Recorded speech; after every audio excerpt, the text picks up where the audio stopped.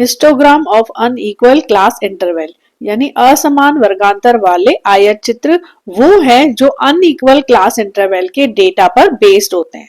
जब class interval unequal हो तो उनको शो करने वाले रेक्टेंगल्स यानी आयतों की चौड़ाई एक समान नहीं होती बल्कि घटती या बढ़ती है।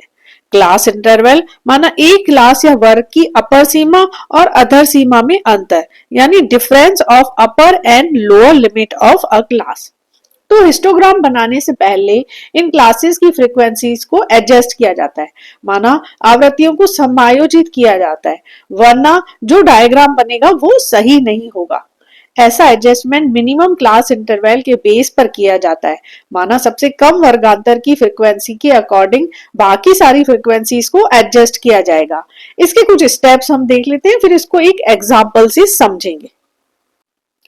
स्टेप नंबर 1, पहले सभी ग्रुप्स के क्लास इंटरवल को फाइंड आउट करके लिख लेंगे। स्टेप नंबर 2, फिर इस फॉर्मूला से एडजस्टमेंट फैक्टर को फाइंड आउट करेंगे। Adjustment factor equal to class interval of given group divided by minimum class interval. Step number 3, इस एडजस्टमेंट फैक्टर से हर ग्रुप की फ्रीक्वेंसी को एडजस्ट किया जाएगा इस फॉर्मूला से, frequency divided by adjustment factor. Last step, अब हिस्टोग्राम बनाते समय ओरिजिनल फ्रीक्वेंसी के स्थान पर इस एडजस्टेड फ्रीक्वेंसी को ध्यान में रखा जाएगा, यानी एक्स एक्सिस पर क्लास इंटरवल को शो किया जाएगा और वाई एक्सिस पर इन एडजस्टमेंट फ्रीक्वेंसी को शो किया जाएगा। इस तरह से जो हिस्टोग्राम बनेगा उसे ही सही माना जाएगा। यहाँ पर हमारे पास कुछ डेटा अवेलेबल है, जैसे वीकली वेजेस दी हुई है और फ्रीक्वेंसी किसमें दी हुई है, नंबर ऑफ वर्कर्स में दी हुई है। वीकली वेजेस क्या है, 10 to 15, 15 to 20, 20 to 25, 25 to 30, 30 to 40, 40 to 60 and 60 to 80 है ना। ये साप्ताहिक मजदूरी दी हुई है और नंबर ऑफ वर्कर्स दिए हुए हैं। नंबर ऑफ वर्कर्स भी रीड कर लेती हूँ मैं, 7, 10, 27, 15, 12, 12 एंड 8, ठीक है ना। अच्छा, अब हमें यहाँ पे क्या करना है, हिस्टोग्राम बनाना है। इस डेटा से हिस्टोग्राम बनाना है। तो हिस्टोग्राम बनाने का सबसे पहला यहाँ पे ये हमें पता चल रहा है कि अनइक्वल क्या है, क्लास इंटरवल है। तो सबसे पहले हम क्या निकालेंगे, क्लास इंटरवल कितने हैं। तो क्लास इंटरवल हम क्या होता है, अपर लिमिट और लोअर लिमिट के बीच का डिफरेंस। जैसे यहाँ पे लोअर लिमिट 10 है और अपर लिमिट कितनी है, 15 है, तो इसका डिफरेंस कितना है, 5। ऐसे ही सबका पहले क्या कर लेंगे, क्लास इंटरवल फाइंड आउट कर लेंगे। यहाँ क्या हो गया, 5, ये भी कितना है 5, ये भी कितना है 5, यहाँ कितना है 10 और यहाँ नीचे कितना है 20 और फिर इसके बाद कितना है 20। ये हर ग्रुप का हमने क्या कर लिया, क्लास इंटरवल फाइंड आउट कर लिया। अब सेकेंड स्टेप, अच्छा अब हमें क्या देखना है कि मिनिमम क्लास इंटरवल कितना है। तो यहाँ पे मिनिमम क्लास इंटरवल कितना है, 5 है, ठीक है ना। अब हम एडजस्टमेंट फैक्टर निकालेंगे, ठीक है। दूसरा स्टेप हमारा क्या है, एडजस्टमेंट फैक्टर फाइंड आउट करेंगे। तो एडजस्टमेंट फैक्टर क्या होगा, हर ग्रुप का जो क्लास इंटरवल है उसको किससे डिवाइड कर दिया जाएगा, मिनिमम क्लास इंटरवल से डिवाइड कर दिया जाएगा। जैसे दिया हुआ क्लास इंटरवल कितना है, 5 और मिनिमम क्लास इंटरवल कितना है, 5, तो 5 को 5 से डिवाइड किया, 1 आ गया। ऐसे ही हर ग्रुप का एडजस्टमेंट फैक्टर फाइंड आउट कर लेंगे, तो इस तरह से आ जाएगा, ठीक है ना। 5 डिवाइड बाय 5 इक्वल टू 1, यहाँ पे 5 डिवाइड बाय 5 इक्वल टू 1, ठीक है ना। यहाँ पे क्या है 10, 10 डिवाइड बाय 5 इक्वल टू 2, इधर कितना है 20, 20 डिवाइड बाय 5 इक्वल टू 4, यहाँ पे कितना है 20, 20 डिवाइड बाय 5 इक्वल टू 4। ये हमने क्या कर लिया, third step adjustment factor find out कर लिया। अब इस एडजस्टमेंट फैक्टर से हम क्या फाइंड आउट करेंगे, एडजस्टेड फ्रीक्वेंसी फाइंड आउट करेंगे। इसे क्या बोला जाता है, फ्रीक्वेंसी डेंसिटी भी बोला जाता है। तो ये किस तरह से निकाली जाएगी, जो गिवन फ्रीक्वेंसी है उसको एडजस्टमेंट फैक्टर से क्या कर लिया जाएगा, डिवाइड कर लिया जाएगा। जैसे 7 डिवाइड बाय 1 इक्वल टू 7, ठीक है ना। यहाँ कितना है 10 डिवाइड बाय 1 इक्वल टू 10, यहाँ कितना है 27 divide by 1 equal to 27। Frequency को हम किससे डिवाइड कर रहे हैं, एडजस्टमेंट फैक्टर से डिवाइड कर रहे हैं। 27, यहाँ कितनी है 12, 12 डिवाइड बाय, यहाँ एडजस्टमेंट फैक्टर कितना है 2 इक्वल टू 6, ये कितना है 12, 12 डिवाइड बाय 4 इक्वल टू 3, ठीक है। इसके बाद ये कितना है 8 डिवाइड बाय 4 इक्वल टू 2, ठीक है ना। ये हो गई एडजस्टेड फ्रीक्वेंसी या जिसको बोलते हैं फ्रीक्वेंसी डेंसिटी। अब हम क्या करेंगे, जो ग्राफ बनाएंगे, ग्राफ में जो एक्स एक्सिस है उस पे तो क्या लिख देंगे हम वीकली वेजेस यानी कि एक्स वैल्यूज को लिख लेंगे, और जो वाई एक्सिस है उस पे हम क्या लिख लेंगे, फ्रीक्वेंसी को लिख लेंगे। लेकिन ये वाली फ्रीक्वेंसी नहीं, कौन सी फ्रीक्वेंसी, जो हमने एडजस्टेड फ्रीक्वेंसी निकाली है, फ्रीक्वेंसी डेंसिटी जिसको बोलते हैं।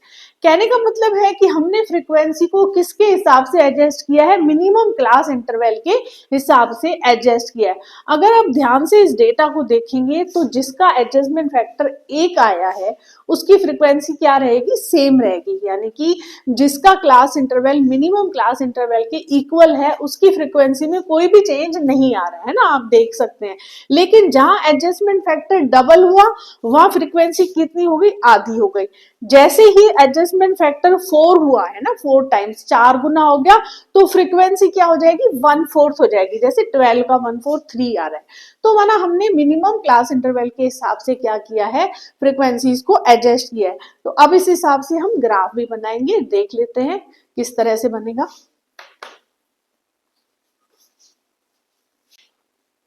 ये यहाँ पे 15 डिवाइड बाय 1 इक्वल टू 15 होगा, है ना, 27 नहीं होगा, ये करेक्शन है यहाँ पे।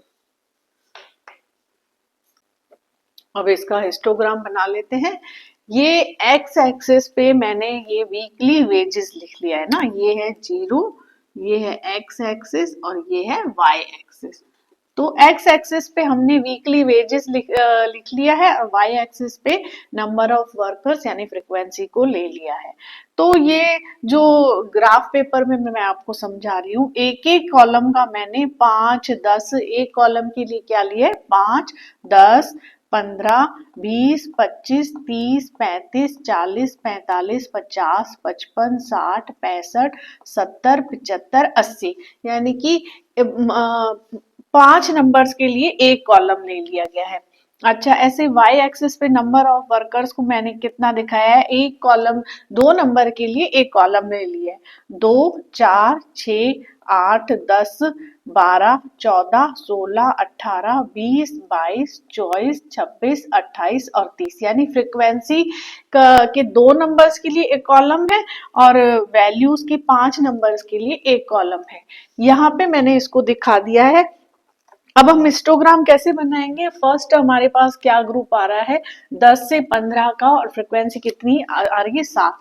तो 10 से 15 हमारा क्या हो गया, यहाँ हो गया, फ्रीक्वेंसी 6 और 8 के बीच में 7, इन दोनों का ये पॉइंट बना लिया और इसको स्केल से ऐसे करके मिला देंगे, ठीक है। स्केल से बनाना डायग्राम में, ये बन गया हमारा फर्स्ट रेक्टेंगल, ठीक है ना। अच्छा, अब दूसरा क्या है, दूसरा है 15 से 20 के बीच में 10, तो ये 15 से 20 के बीच में है और 10 यहाँ पे आ रहा है हमारा, ये 10 की लाइन ये खींच ली, इसको इधर से मिला लिया और इसको इधर से मिला लिया, ठीक है। तीसरा ग्रुप हमारा क्या है, 20 से 25, इसकी फ्रीक्वेंसी कितनी है, 27, ये हम फ्रीक्वेंसी डेंसिटी वाली फ्रीक्वेंसी ले रहे हैं ना। 20 से 25 यहाँ है और 27 हमारा कहाँ आ रहा है, ये 24, 26 और ये 27 हमारा इधर आ रहा है, ठीक है ना। तो ये 27 का हमने पॉइंट ले लिया यहाँ पे, इसको इससे जोड़ेंगे, ये हो गया 27, ठीक है। समझ में आ रहा है ना आपको रेक्टेंगल्स में जैसे बना रही हूँ।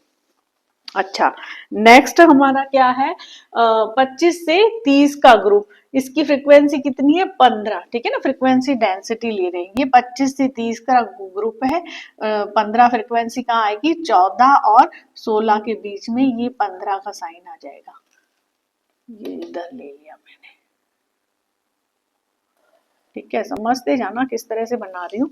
अच्छा, इसके बाद हमारा क्या ग्रुप है, 30 से 25 से 30 अब कितना आ रहा है हमारा, 30 से 40 का ग्रुप आ रहा है, ठीक है ना। कौन सा आ रहा है, 30 से 40 का ग्रुप, और इसकी फ्रीक्वेंसी डेंसिटी कितनी है, 6। ये आ गया हमारा 30 से 40, और डेंसिटी 6 कहाँ है, यहाँ लेनी है हमको, ठीक है।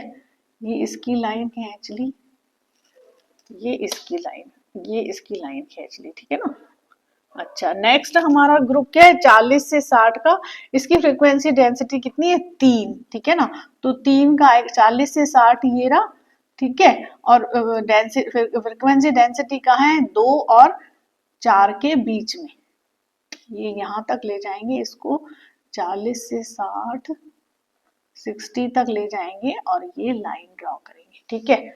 अच्छा, इसके बाद हमारा क्या है, 60 से 80। 60 से 80 की डेंसिटी कितनी है, 2। 60 से 80 का ग्रुप क्या है, ये, और 2 कहाँ आ रहा है, यहाँ पे। तो ये लाइन आप स्केल से खींचना, ठीक है ना। ये लाइन स्केल से खींची जाएगी। ये बन गया हमारा हिस्टोग्राम, ठीक है। ऊपर क्या लिखेंगे, histogram of unequal class interval. अच्छा, ये मैं आपको समझाने के लिए लिख रही हूँ, ये क्या है, histogram of unequal class interval. अच्छे से समझ लीजिए इसको, एक बार और देख लीजिए, ठीक है।